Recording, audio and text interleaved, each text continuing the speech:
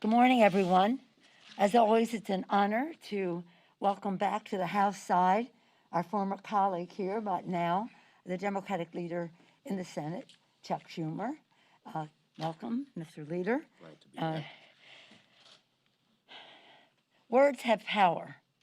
When the president speaks, his words weigh a ton. And we've heard some things lately that are very disconcerting. But numbers have eloquence too. Yesterday, our nation suffered a horrifying 144,000 new infections recorded, the eighth straight day of over 100,000 cases being reported. More than 65,000 Americans are hospitalized with COVID, a new record that threatens to overwhelm our hospitals, and our hospitals in rural areas particularly affected. The devastating milestone of 10 million Americans infected has been passed. 144 yesterday, eighth day over 100. 65,000 people hospitalized with COVID. 10 million Americans, more than 10 million Americans infected, and more than 240,000 Americans have died. More than 20 million Americans are on unemployment. An American has 1 million fewer teachers than a year ago. That's why we keep saying honor our heroes. State and local government, where our teachers, over 90% of their budget comes from. Nearly 8 million people have fallen into poverty, and 17 million children in America are food insecure. This is a red alert and all hands on deck, but it should have been a long time ago.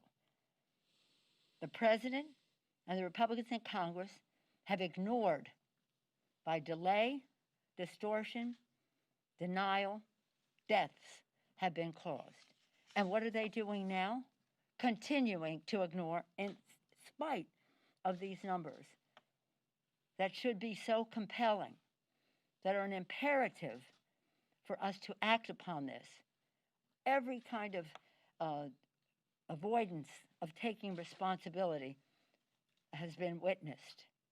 Every chance that we had for testing, tracing, treatment, mask wearing, separation, sanitation, but science tells us to do, they have ignored. Their contempt for science and their disdain for governance.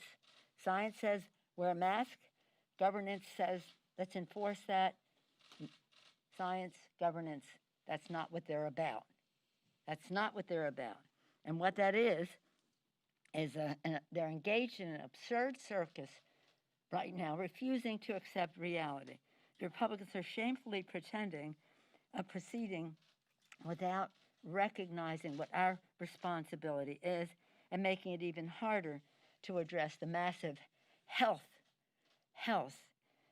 and economic crisis that we're facing. A delayed ascertainment of the major harm caused to the presidential transition is something of another subject. Right now, we are talking about addressing the crisis, the pandemic. If we do so scientifically, we will be able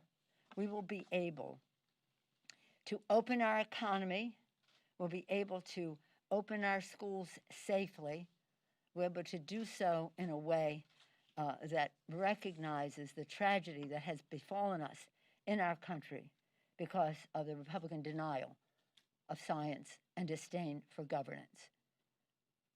So stop the circus and get to work on what really matters to the American people, their health and their economic security.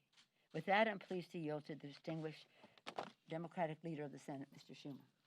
Thank you, Madam Speaker. It's good to be back. Now, good morning. This is a moment of great national challenge. COVID-19 is surging. Small businesses are shuttering. Families are struggling. People continue to lose jobs and not gain new ones. We just had a divisive and hard-fought presidential election. But instead of working to pull the country back together so that we can fight our common enemy, COVID-19, Republicans in Congress are spreading conspiracy theories, denying reality, and poisoning the well of our democracy.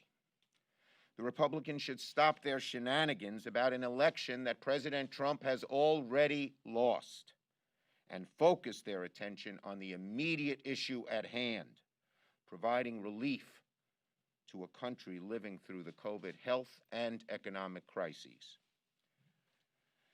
When it comes to the election, Republicans, congressional Republicans, don't have the evidence. They don't have the proof. They don't have anything. Neither does the president. Congressional Republicans are deliberately casting doubt on our elections for no other reason but fear of Donald Trump. These Republicans are all auditioning for profiles in cowardice. So this morning I have a very simple message for Senate Republicans. The election is over. It wasn't close. President Trump lost. Joe Biden will be the next president of the United States. Kamala Harris will be the next vice president of the United States. Senate Republicans, stop denying reality.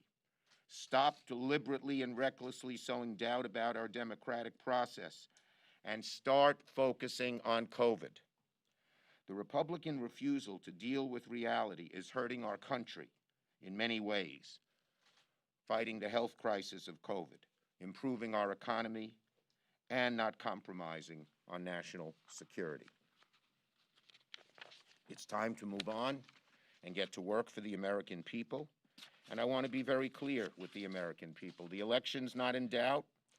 This is nothing more than a temper tantrum by Republicans, nothing more than a pathetic political performance for an audience of one, President Donald John Trump. This is nothing, Republicans, like the 2000 election, when the presidential election came down to one state and the difference between candidates was only 537 votes. Joe Biden's victory in the Electoral College has been secured by several states where tens of thousands of votes separate the candidates. Joe Biden leads in Wisconsin by 20,000, Pennsylvania 50,000, Michigan 146,000. That's the facts. Biden's won. Nothing Republicans or Trump can do will change that. All over the country, legal claims by the president and his Republican allies are being laughed out of court. The New York Times called election officials from both parties in every state in the country. Not one, reported any evidence of fraud or irregularities. These frivolous lawsuits have less than a snowball's chance in hell of succeeding. So let me speak directly to my Republican colleagues in the Senate. Once again, Joe Biden has won. Now move on and work with us to solve the COVID crisis. Let us bring the country together and get things done. Every day, as the speaker mentioned, hundreds of thousands are getting sick. Thousands are dying. We don't have time for these kinds of games. The American people are waiting for relief from the COVID virus, but Republicans refuse to take comprehensive action that meets the needs of the country. The HEROES Act, passed in the House, does meet this moment. It doesn't pick and choose who we're going to help during the greatest health and economic crises in decades. It's laser focused on health care issues that are at the heart of this pandemic. The HEROES Act does something that's vital. It strengthens Medicaid and improves access to health care coverage, support for hospitals. At a time when COVID is raging, health care money, Medicaid expansion should be at the very top of the list. These are the issues we should be discussing and debating. And the HEROES Act should be the starting point, not an emaciated bill that prioritizes protections for corporations and considers the needs of American families as an afterthought. Every day that goes by without the Republican Party acknowledging and accepting the results of this election is another day Americans' faith in their wonderful democracy declines. The longer Senate Republicans play the sad game, is the longer they are denying working families much-needed relief from the COVID health and economic crises. Speaker. Thank you. Thank you, Mr. Leader. Yes, indeed, the HEROES Act has now for nearly 6 months been a formula for crushing the virus, for honoring our heroes, our healthcare workers, our police and fire, our first responders, our teachers, our sanitation, transportation, food workers, people who make our economy and our society work. As I said earlier, over 1 million teachers have already lost their jobs since last year. We need to help our state and local government. They say from time to time that they want to do that, but we haven't seen that evidence. Secondly, and this is almost sinful, crushing the virus is essential. At the time of a pandemic, instead of crushing the virus, they want to crush the Affordable Care Act, as was demonstrated in the Supreme Court the other day. And a very important point, among many others, that the leader made about the expansion of Medicaid.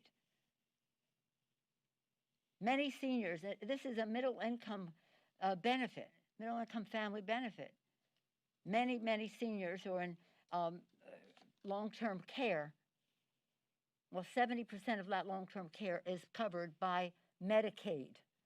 So yes, it is for poor children and poor families, but an overwhelming amount of it goes to help middle-class families have long-term care for their seniors. Again, part of the Affordable Care Act that not fully implemented by some states, but again, under siege in the court for the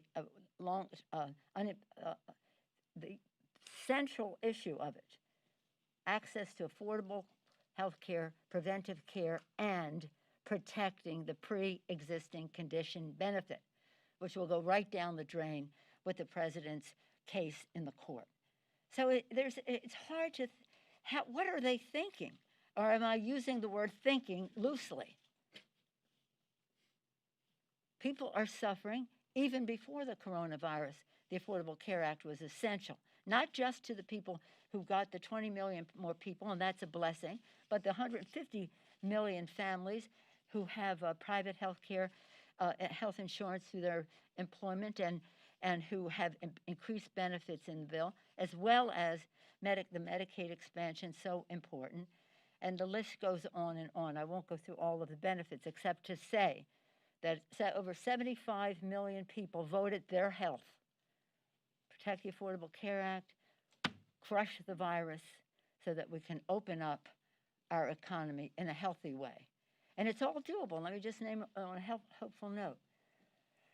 The news of the viruses, at least one virus and perhaps another right on the heels, coming out that are very promising and with high levels of protection, should give people motivation to do what is necessary, to self-quarantine, to wear masks, etc., because it will only take a short period of time with many more people doing that to reduce the incidence of the virus right as we go into the path of a vaccine.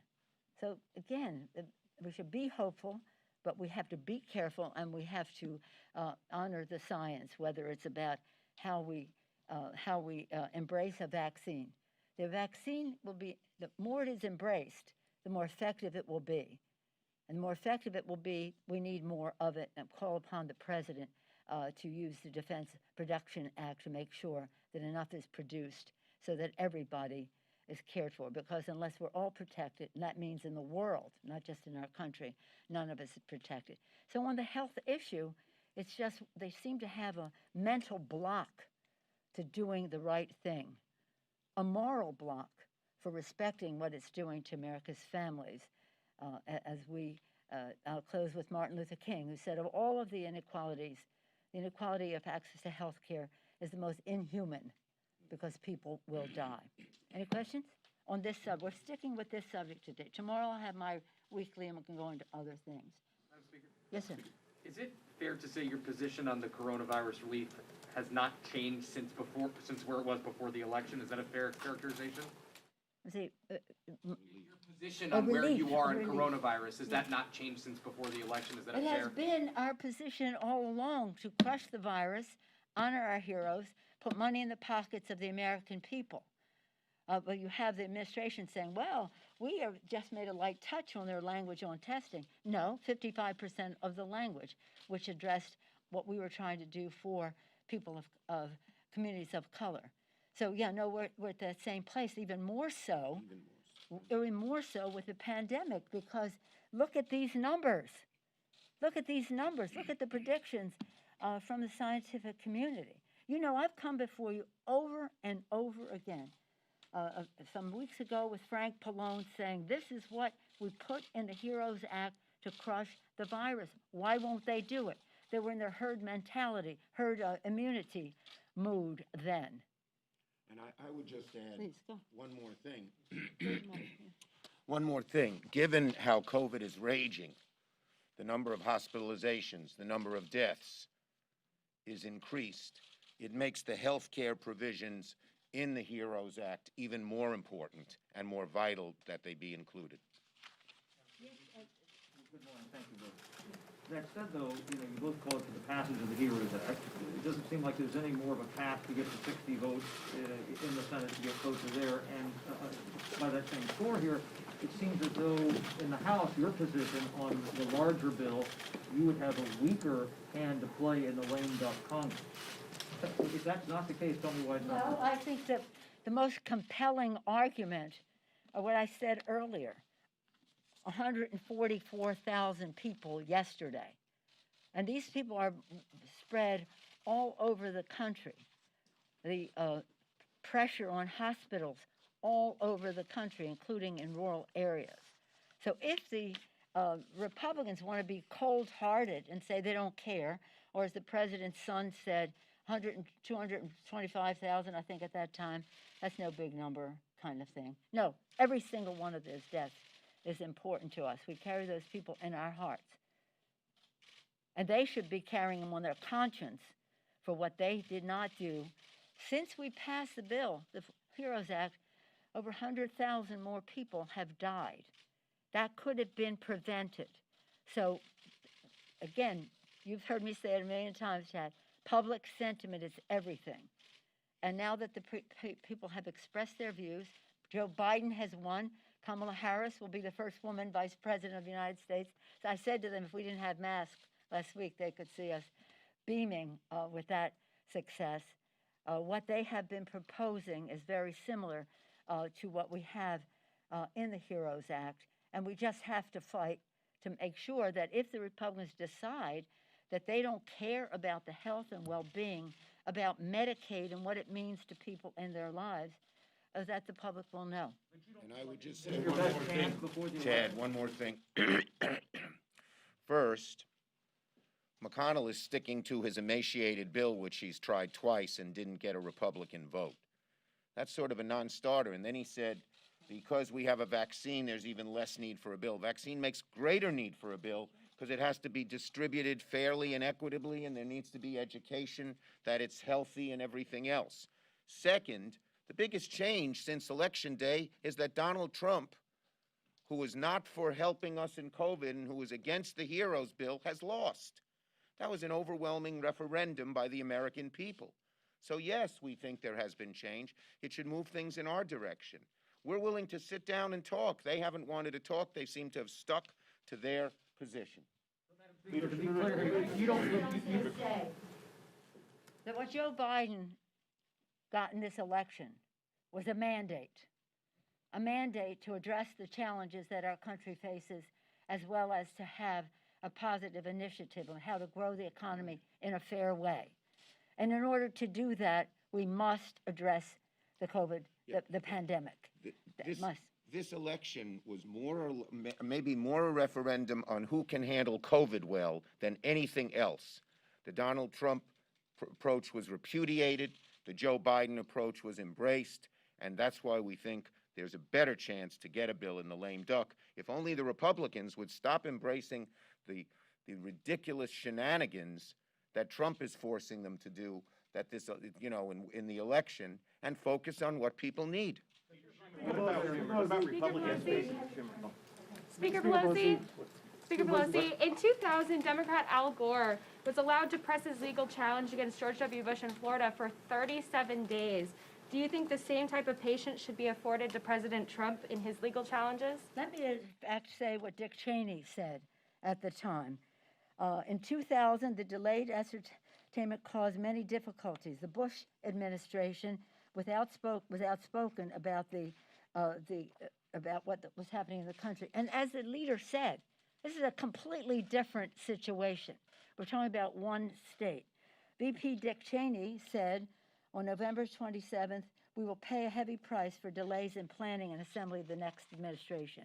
And I don't think this, the Biden having been the Vice President of the United States, the Chairman of the Foreign Affairs Committee, the Chairman of the Judiciary Committee, he knows the territory. So he's going to be just fine in the transition. He's going to be just fine in the transition. It's most unfortunate that the Republicans have decided that they will not respect the will of the people. And let me just say, it's like the house is burning down and they just refuse to throw water on it. But we are on a path now, the vaccines, which were coming out of the private sector, actually the Pfizer vaccine coming out of the private sector, show great promise. And that promise is to say all the more reason to wear a mask, self-isolate, quarantine, and let us work together to get this done. I can't, this is like a gift from God to come down and help cure this pandemic. Not cure, just prevent it from being spread, and with a vaccine to inoculate against it. And as we inoculate against against the virus, we also should be inoculating against all the injustices that are contained in how it is being spread and the rest. Thank you all very much. Thank you.